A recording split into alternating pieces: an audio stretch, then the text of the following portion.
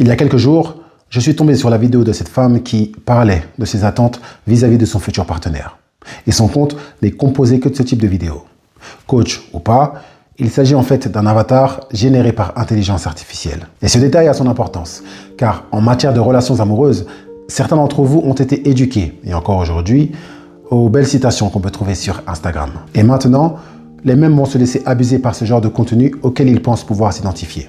C'est ce genre de choses qui alimentent leur idéalisation de l'amour. Et nombreux sont ceux qui nourrissent des attentes basées sur ces citations et tout ce qui s'y rapporte. Peut-être qu'un jour, tu réaliseras que ces mêmes citations et ce type de vidéos t'éloignent de la réalité du monde et de ta propre expérience des relations. Tous ces contenus et tout cet enchantement qui t'ont conditionné dans ton enfance et dans ton adolescence sur les belles histoires d'amour et les contes de fées ont fini par créer des pensées, des croyances et des valeurs en contradiction avec ton histoire personnelle, avec ton vécu et ton comportement. Si tu savais le nombre de personnes qui ne sont ni heureuses ni épanouies dans leurs relations actuelles, et bien souvent avec un ou une partenaire qui ne correspond en rien à leur idéal. Et tu en fais peut-être partie.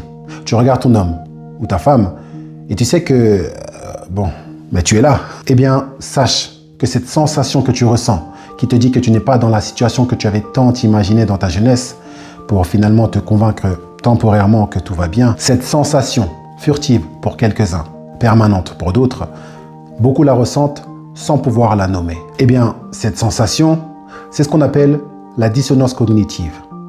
C'est le mécanisme par lequel l'esprit protège l'équilibre interne et bien souvent au détriment de la lucidité et de la vérité. Il te rend cohérent à tes propres yeux. Raison pour laquelle tout ton entourage peut voir que tu fais n'importe quoi, mais pas toi. Tu peux bien défendre des réflexions illogiques, rester dans une relation avec quelqu'un qui ne te correspond pas, persister dans tes mauvais choix. Et il y a plusieurs moyens de réduire cette dissonance dont tu fais usage consciemment ou inconsciemment. Le changement de comportement pour être aligné avec tes croyances, le changement de croyance pour légitimer ton comportement, la rationalisation ou la justification pour minimiser l'impact de tes actes, l'aveuglement complet sur la réalité factuelle, autrement dit, te voiler la face. Tu peux croire de toutes tes forces au conte de fées, tu peux vanter les mérites de ta relation ou ta situation actuelle, tu peux crier sur tous les toits que tu es heureux et épanoui. En vérité, il n'y a que toi et toi seul qui connais ton ressenti intérieur. Je dirais même plus, tout le monde s'en fout. Mais tu dois saisir un point important. C'est une chose de mentir au monde. C'en est une autre de se mentir à soi-même.